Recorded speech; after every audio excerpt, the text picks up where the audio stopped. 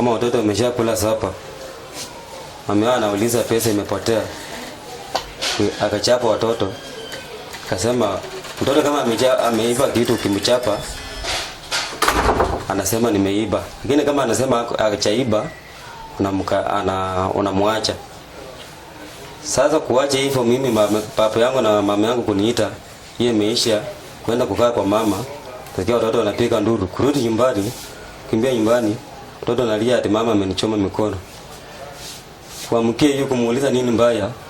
Ati nilikuwa najaribu kuchoma laptop anatoa pesa, lakini wacha sema waliiba. Mimi nikachukulika hiyo kuangalia kwenda kwa nyumba kuangalia watoto, na pata mama yao ametoka nje na mtoto mtoko ametoroka ameenda. Ninashauri tu hiyo mama kweli asifanye tena hivyo. Lakini nikiona haikuwa kwa uwezo wake, ni pepo tu. In terms of the general status of the patient, he is actually sick looking, as you can see, just on bed. The degrees also, in terms of burns, the severity of degrees depends on the site. And in this case, you can see it is the hands, which is also a critical and important organ in the body.